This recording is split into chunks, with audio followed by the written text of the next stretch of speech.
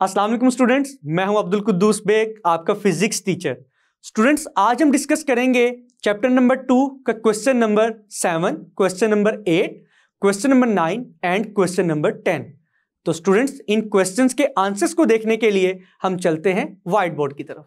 Students, start करते हैं question number 2.7 which states that if vector A plus vector B is equal to a null vector, what can you say about the components of the vectors?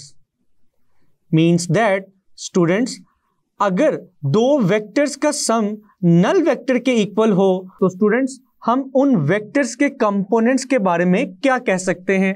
तो students, question के answer को discuss करते हैं।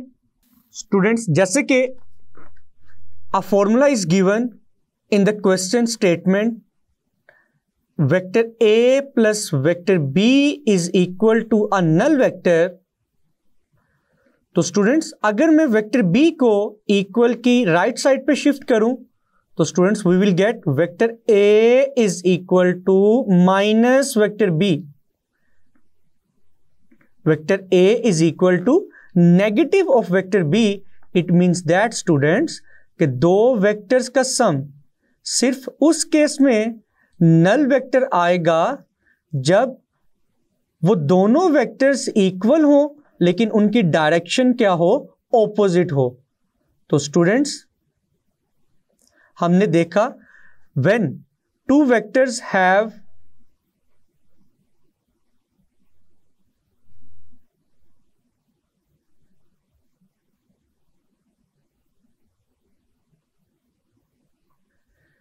equal magnitude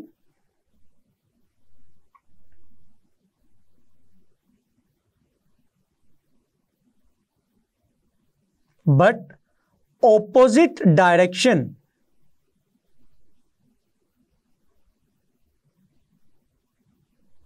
तो students इस case में उन दोनों वेक्टर्स का जो रिजल्टेंट होगा वो नल वेक्टर के इक्वल होगा। लेकिन स्टूडेंट्स, अगर हम उन वेक्टर्स के रेक्टेंगुलर कंपोनेंट्स की बात करें तो स्टूडेंट्स हम लिख सकते हैं in case of their rectangular components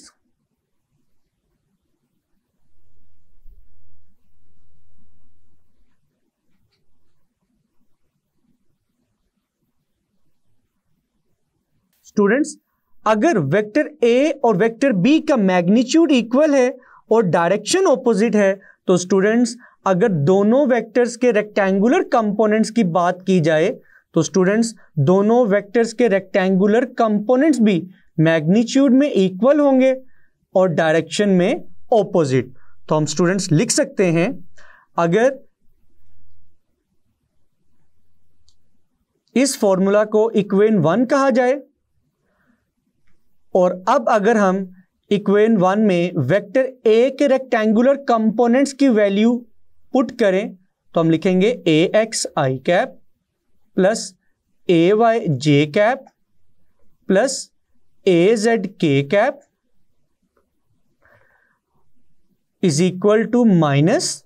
now students, अगर हम वेक्टर B के रेक्टेंगुलर कंपोनेंट्स की वैल्यूज को पुट करें तो हम लिखेंगे bx i cap plus b y j cap plus b z k cap. Now students, अगर इस नेगेटिव साइन को हम ब्रैकेट के अंदर मौजूद वैल्यूज से मल्टीप्लाई करवाएं तो वैल्यूज के साइन चेंज होंगे, माइनस बी एक्स आई cap minus b y j cap minus b z k cap और इक्वल की लेफ्ट साइड पे मौजूद वैल्यूज एज इट इज रहेंगी, ए एक्स आई कैप प्लस ए वाई जे कैप प्लस ए Z k cap. Now students, अगर equal के दोनों तरफ मौजूद वेक्टर्स को कंपेयर किया जाए तो हम लिख सकते हैं by comparing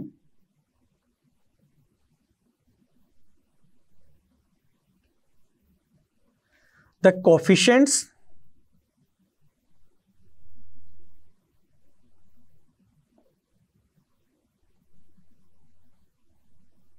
of unit vector i cap, unit vector j cap and unit vector k cap, तो स्टूडेंट्स हम लिख सकते हैं ax is equal to minus b x, ay is equal to minus b y and az is equal to minus b z. तो students हमने देखा कि अगर ओरिजिनल दोनों वेक्टर्स डायरेक्शन में ऑपोजिट हो लेकिन उनका मैग्नीट्यूड इक्वल हो, तो स्टूडेंट्स उन दोनों वेक्टर्स के रेक्टेंगुलर कंपोनेंट्स भी मैग्नीट्यूड में तो इक्वल होंगे लेकिन डायरेक्शन क्या होगी उनकी ऑपोजिट। तो स्टूडेंट्स ये था क्वेश्चन नंबर 2.7 का answer. Now students question number 2.7 को कंप्लीट करने के बाद अब हम स्टार्ट करते हैं question number 2.8 which states that under what circumstances would a vector have components that are equal in magnitude, means that कि किस कंडीशन पे स्टूडेंट्स एक वेक्टर के कंपोनेंट्स मैग्नीट्यूड में इक्वल होंगे। तो स्टूडेंट्स देखते हैं कि वो कंडीशन कौन सी है।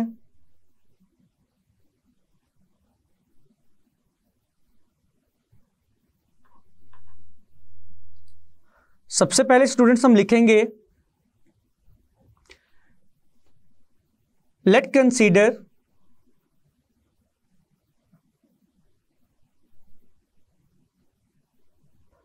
a vector A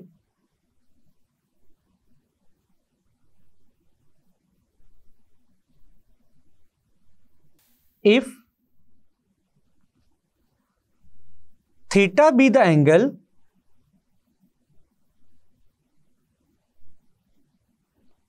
which vector A makes with positive x-axis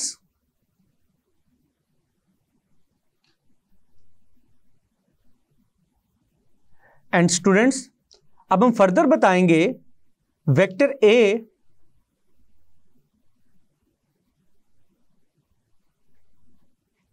has two rectangular components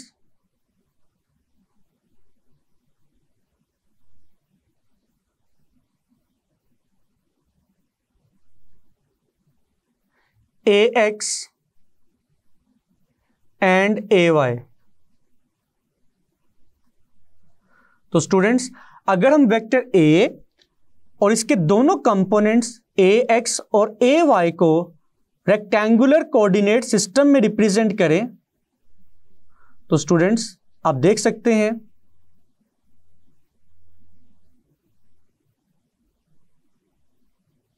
this is XY plane and it is our vector A।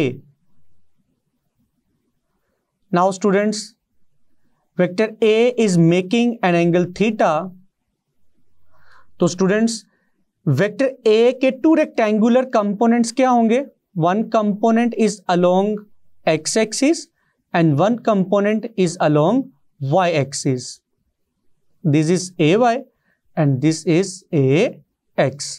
तो students, अब हम देखते हैं कि थीटा की किस वैल्यू पे वेक्टर ए के दोनों कंपोनेंट्स इक्वल होंगे। नाउ स्टूडेंट्स जैसा कि हमें मालूम है कि थीटा की वैल्यू निकालने के लिए हम कौन सा फॉर्मूला यूज करते हैं? Tangent inverse a y over a x. This is equation number 1। Now students it is mentioned that कि हमने वो कंडीशन निकालनी है जिस पे वेक्टर ए के दोनों कंपोनेंट्स का मैग्नीट्यूड क्या होगा? इक्वल होगा। तो हम पुट कर सकते हैं let ax is equal to ay, और हम दोनों वेक्टर्स के कंपोनेंट्स को a के इक्वल कंसीडर कर लेते हैं। तो स्टूडेंट्स, अगर इक्वेशन 1 में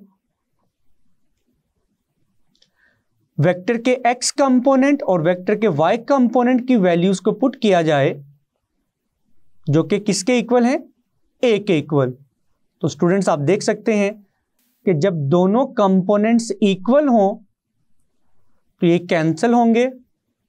रिमेनिंग वैल्यू क्या आएगी स्टूडेंट्स, 1। नाउ स्टूडेंट्स, अगर हम टेंजेंट इनवर्स 1 की वैल्यू को कैलकुलेट करें तो हमारा आंसर आएगा theta is equal to 45 degree. तो स्टूडेंट्स, ये है वो एंगल जिस पे वेक्टर ए के दोनों कंपोनेंट्स का मैग्नीट्यूड इक्वल होगा। तो स्टूडेंट्स, ये था क्वेश्चन नंबर 2.8 का आंसर। नाउ स्टूडेंट्स, अब हम स्टार्ट करते हैं question number 2.9। Is it possible to add a vector quantity to a scalar quantity? Students, क्या ऐसा मुमकिन है कि हम एक वेक्टर क्वांटिटी को एक स्केलर क्वांटिटी में ऐड कर सकें? तो स्टूडेंट्स, इस क्वेश्चन का आंसर है no.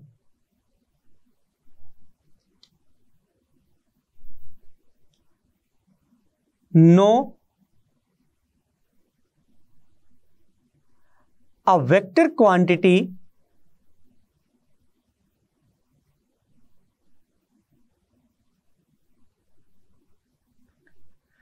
cannot be added to a scalar quantity। Students, हम कभी भी एक वेक्टर क्वांटिटी को एक स्केलर क्वांटिटी में ऐड नहीं कर सकते। स्टूडेंट्स, रीजन क्या है?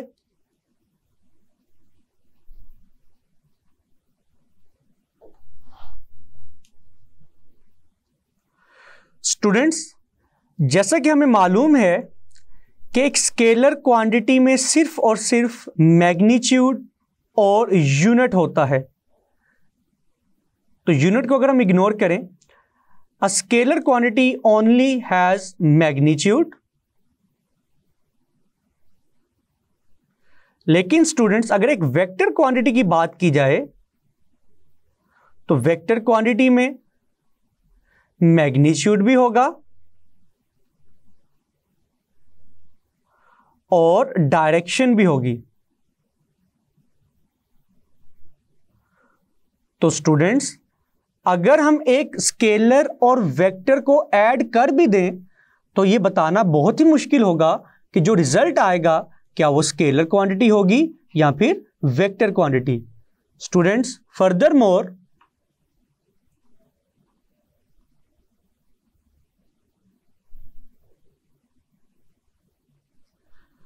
हम ये भी कह सकते हैं कि स्केलर्स को ऐड करने के लिए हम अलजेब्रिक रूल्स को फॉलो करते हैं।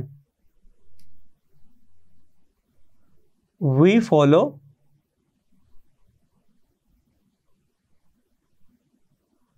Algebraic rules to add scalar quantities or simply scalars. But students, we add vectors by head to tail rule. तो स्टूडेंट्स, जैसा कि आपने देखा, स्केलर्स को ऐड करने के लिए हम कुछ और रूल्स को फॉलो करते हैं, वेक्टर्स को ऐड करने के लिए हम head to tail rule method use करते हैं। लेकिन स्टूडेंट्स, इसीलिए हम स्केलर्स और वेक्टर्स को ऐड नहीं कर सकते, because both of these scalars and vectors have different nature, they can not be added. तो स्टूडेंट्स, ये था क्वेश्चन नंबर 2.9 का solution. Now students, question number 2.9 को कंप्लीट करने के बाद अब हम स्टार्ट करते हैं question number 2.10 which states that can you add 0 to a null vector. क्या स्टूडेंट्स आप 0 को नल वेक्टर में ऐड कर सकते हैं? तो स्टूडेंट्स इस क्वेश्चन का आंसर क्या होगा?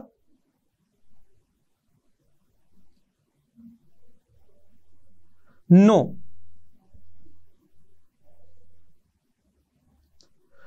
We cannot add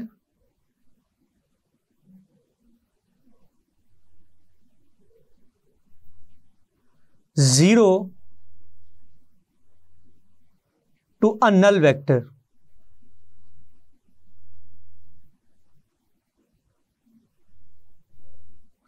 students reason क्या होगी कि हम 0 को नल वेक्टर में ऐड क्यों नहीं कर सकते? तो स्टूडेंट्स मैं रेफरेंस दूंगा प्रीवियस क्वेश्चन के आंसर का कि हमने क्वेश्चन नंबर 2.9 में ये चीज देखी थी कि हम एक स्केलर को एक वेक्टर क्वांटिटी में ऐड नहीं कर सकते। तो स्टूडेंट्स देखिएगा, क्या 0 एक स्केलर क्वांटिटी नहीं?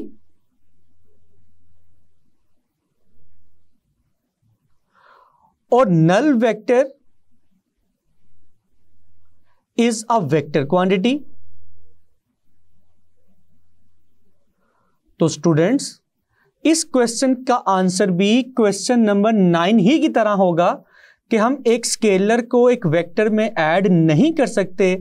That's why we can not add 0 to a null vector. तो हम लिखेंगे as 0 is a scalar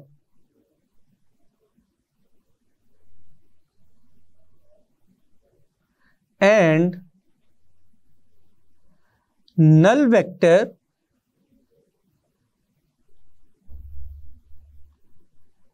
is a vector quantity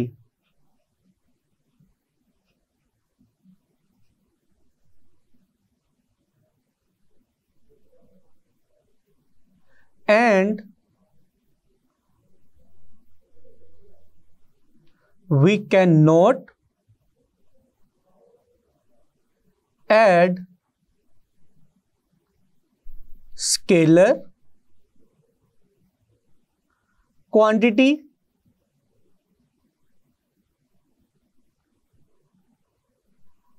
to a vector quantity।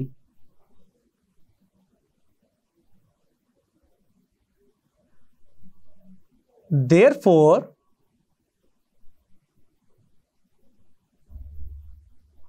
zero cannot be added